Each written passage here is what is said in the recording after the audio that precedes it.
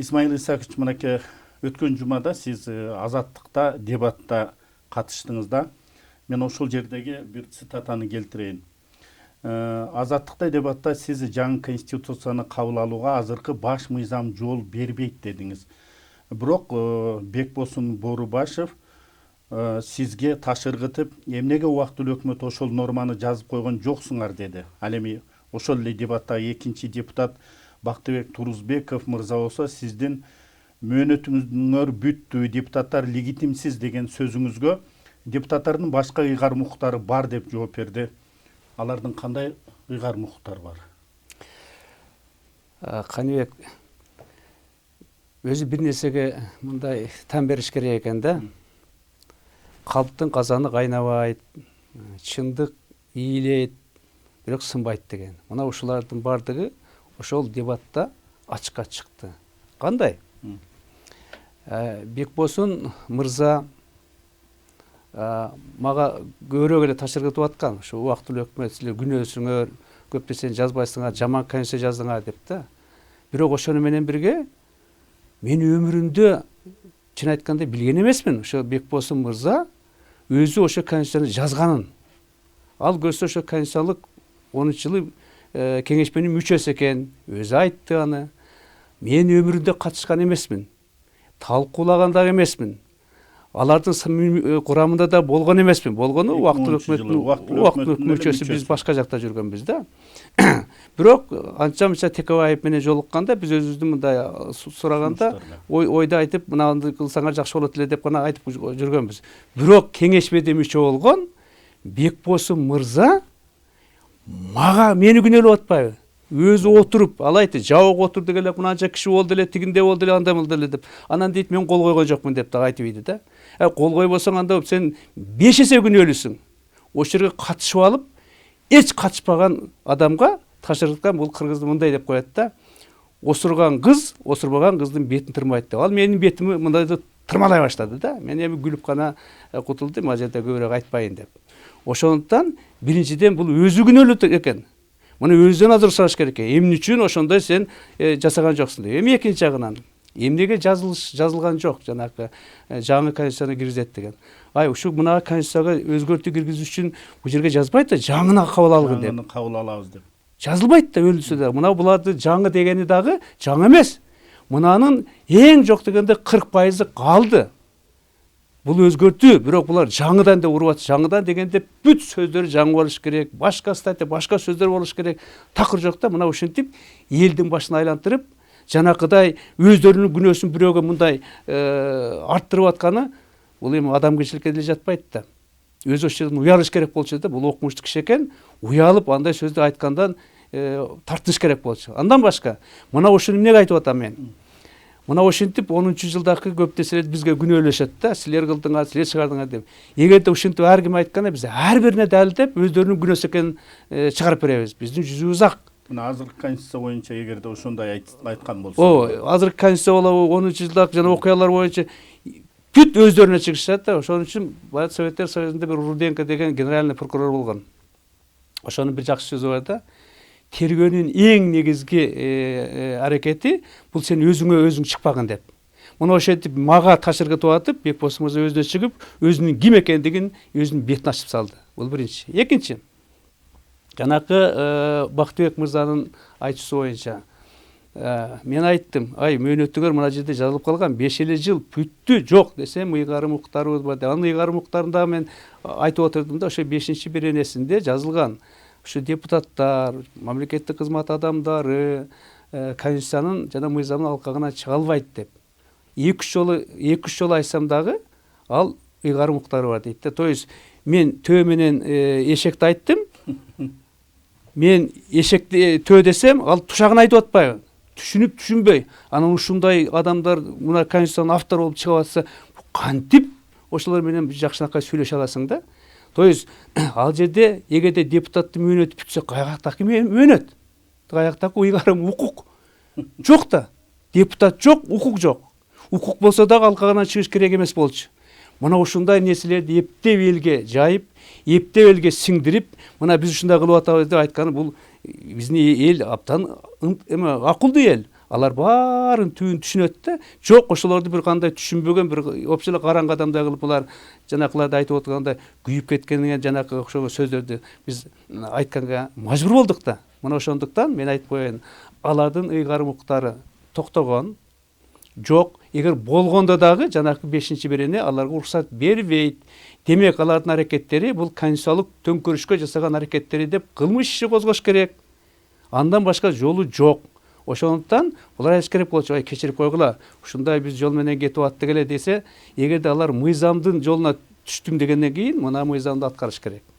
Мыйзамдын жолуна түшпөгөндөн кийин андагы бир нерсени айтып атышпайбы? Силер убактылуу өкмөт эмне үчүн бул башкача кеттиңер деп. Анда парламент болгон эмес, соту болгон эмес, эч ким болгон эмес. Баары таркаган. Мына ошондой дүйнөлүк практиканын негизинде бул абдан туура код болгон декреттер менен биз чечим кабыл алганбыз. Муну бүт дүйнөлүк коом ошол эле момент, ошол эле убакта колдоп, Бишкекке келип, чоң жыйын өткөрүшүп, колдоо көрсөтсүн айтып кетишкен. Буларды алар түшүнүшпөйт да. Бүгүн алар айтпадыбы? Биз мыйзамдын чегин иштейлик, конституция менен биз барабыз деп ушунун негизинде шайлоо өттү, ушунун негизинде ант беришти. Андан башка ошол депутат мырзабыз мына конституцияны колуп мынтип алып ант берген да. Мен ушундай кылып муну буссам жоопкерчиликке тартамын деп мына ушуга берген. Эми кыргызча которгондо антты. Бул касам ичкен дегенге барат да. Өздөрү касам ичип алып, ушуну бузбайбыз деп. Эми бузуп атканына кантип жакшынакай сөз менен сен ошолордун беттерине бир нерсе айтасың? Айта албайсың да. Мына уялгандын ордуна кайтып кечирип койгулаган деген ордуна ошо касамдарды ичип алышып ушинтип отурсанан кийин бул не деген шермендешилик? Мына ошонун негизинде жана өлгөндөр дагы чыгып атпайбы? Ошонун негизинде түрмөдөн чыгып кеткендер чыгып атпайбы? Муну депутаттар өздөрү алып чыгышты, туурабы? А эгерде андай болбогондо андай нерселер чыкпайт эле да. Мына ошонун негизинде мен айтар элем да, эми ар нерсенин өзүнүн чеги болот. Мына Кудай бар экен, ошол мынау конституцияга дагы биздин Исаковдун күнөөсү жоктугун Бекбосун мырза өзү далилдеп, өзүнүн ким экендигин көрсөттү. Мына эми ошодон сурашыбыз керек экен, сен эмнеге мындай ошондой башкача айткан жоксуң деп. Мына ошондуктан жанакы айткан сөздөрдүн баардыгына мен Кудайга миң мертебе рахмат айттым. Айнынан ушундай чыгарттырып, мына элге дагы түшүнүктүү болуш үчүн кимдин ким экенин көрсөтүп. Чындыгында мен кеңешменин мүчөсү болгон эмесмин, катышкан эмесмин. Биз ал жерде бизден бир гана Текебаев ошол жерде ошо Бекбосундай эле жана модератор болуп иштеп берген да. Мына ошондуктун баардыгын бизге мындай жаап, күнөөлөп, силер деп уруп атканына эми күлүп гана мейлим деңгээлиң ушул экен дегенге гана биз бардык да. Исмаил Исакович, мынакей сиз азыр буга чейин Садыр Жапаров ошо президенттикке барып атканда да колдоп, анан ошол айтып аткан ойлорун сиз туура деп келгенсиз да. Бүгүнкү күндө ушул баш мыйзамга карата азыр ушул айтып аткан пикирлериңиз, ошондой эле азыр эле мынакей биздин студиябызда айткан сөздөрүңүзгө караганда эмне сиз ушул оппозицияга кеттиңизби? Анткени себеп катуу айтып атасыз да. Же бул ушунчалык баягы бийликке жеткирейин деп атасызбы? Негизи ушундай маселе болуп аткандыгын. Оппозиция кане мени мындай ыңгайсыз кылып койдуң да. Эми жооп берейин. Мен азыр оппозиция болуштан корком. Себеби? Себеби мен оппозиция болгон президенттердин баары качып кетишкен. Акаевке оппозиция болдук, качып кетти. Бакиевке оппозиция болдук, ал каңгарлашып качып кетти. Бүгүн өздөрүнүн туугандарынын сөөктөрүн койгонго келе албай кезип жүрүшөт. Мына ошондуктан корком да. Бирок бүгүн мен позициямын, оппозиция позиция, өзүмдүн позициямы айтайын деп атам. Эмне үчүн? Мынау жана дебатта эмне үчүн мен катуу айттым? Айтпайт элем катуу, сылап деле айтсам болот эле. Себеп дегенде ошол Бекбосун мырза өзү 10-жылы конституциялык кеңешпеде катышып, сүйлөп, ошолорду кабыл алдырып, эми добуш бербесе 5 эсе күнөөлүү болуп туруп, анан кийин кайтып мага тапшырык этип атса, өзүнө ошол аткарган ишин жасабаган кишиге, андан кийин берки депутаты Бактыбек мырза эми мүмкүн аны демилге чыгылгандан кийин Садырга жакын деп ойлоп калдым да мен. Алыстакыны койбойт да. жакын адамы ушу конституцияны колду коюп касам ичип мен бузбайм деп бузуп атса, анан кантип катып айтпайсың? Эмнеге мен ошол сөздөрдү дагы айттым? Садыр мырза мурун Кумторду алып чыкканда, ага чейин биз депутат болуп алып чыкканда, ой мына өзүнүн кулуну, Ысык көлдүк жигитибиз өзүнүн жериндеги чоң маселени алып чыкты деп мен ушундай колдоп, ошол учурда биздин ошондойку бийликтин бар муну басып аткан. Ошо бийликтин партиясындагы депутат катары жаңгыз бийликтин партиясын мен колдогом. Садырды. Өзү ошол интернеттерге жанагы тасмалар менен чыгарып жүрөт. Аны көрсөңөр болот. Анан ошол биздин коңшу партиялардан Арнамызда мен карындашым Бөдөш Мамырова колдоп жүрдү. Андан башка өзүнүн партиясынан колдоп жүрүштү. Өзүнүн партиясынын булар милдети болчу. Милдети коргошкон, себеби бирге чыгышкан да. Бирок биз ошо партияда бийликте туруп колдоп чыккан. Себеби дегенде мен маселени билгем, абдан туура көтөргөнүн. Бул биринчи. Экинчи.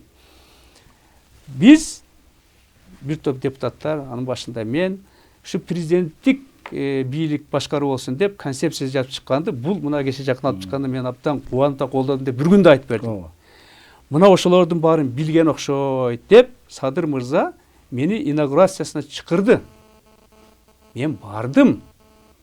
Ошол жанакы азыркы жарга түртүп аткан абаларына караганда Садырга жакыныраак отурдум. Алар артта отурду. Анан башка ошол чындыкты Садырга айтып аткандарга каршы кыйкырып, бакырышып, эми кандай гана сөздөрдү айтпаган кыздар, аялдар, келиндер, эми ким билет, жигиттер, бакырчактарыбы, кимдери артта отурушту. Анан Садыр мырза мына ушул конституцияга коюп антын берди. Мен ушуну бузбаймын деп. Тагдыр ушундай экен, жакыныраак аны сүйкүмдүү үй бүлөсү отурду. Татнакай баласы менен кызы отурду. Жакын жерде. Мага жакын. Мына мен айтканым, ушу Садыр мырза мени ушундай урматтап чакырды эле. Ушундай жакыныраак кылгызып, үй бүлөсүнө жакын отургузду эле. Мен да ушу ыраазычылыгымды билдирип коеюн деп, азыр ага айтып атам. Ушу сен дагы келечекте мына антын сактаган президент болду. Антын сактабагандардын бардыгын жазага тартты. Бардыгы мыйзамдын чегине алып келди. Ошондой Бакиевдин, Акаевдин тагдырын кайталабасын. Сүйкүмдүү балдары менин атам. Ушундай конституцияны сактап калды. Мына биз элдин арасында башыбызды көтөрүп жүрөбүз деп, ушундакай басып күлүп жүрсүн деп агалык парзымды аткарганга ошолорду айттым. Бул оппозиция эмес менин оюмча. Мына ар бир улуу адамдын парзы жакын күйдүрүп айтат дейт. Ооба. Туурабы? Туура. Кошоматчылар түртүп атат. Мына өзүнүн агасы Бекбосун мырза мага караганда жакын экен. Түптөн. Мен тоонар жагынамын. Туурабы? Ошондой болсом дагы жакын болуп күйдүрүп айтып атам да, алар аны сазга тартып атышат. Мен аны кайтып колунан кармап, алып чыкканга аракет кылып мына ушуларды айттым. Бүгүн бизде андан башка күч жок. Ошондуктан Каныбек сенин сурооң мындай да, оппозиция эмес, позиция. Акыйкат сөзүңүз. Позиция. Агалык парз. Агалык парз. Айнанайын ушундай болгондон кийин, мына кийин ошол айтып калыштым алда, ай Исмаил ака, мен сизди чакырдым эле. Жакыныраак отургуздум эле. Анан кийин жок дегенде ошондо бир мына катуураак айтканга эмне жараган жоксузбу? Дебесин деп, мына ушуларды мен бүгүн айтып атам. Эгерде жетсе, мен ыраазы болом. Жетпесе, эми ал өздөрүнүн иши. Мына ошондуктан биз азырынча оппозиция боло элекпиз. Болбойбуз деген оюбуз бар. Себеби дегенде анын артында айттым. Жана эки президент качып кетип, үчүнчүсү мен ошондой тагдыры болбосун деген ойдо биз оппозиция катышпай эле коелук. Онон көрө позициябызды жакшыраак айтып жүрөлүк деген ой менен азыркыларды айтып атабыз да.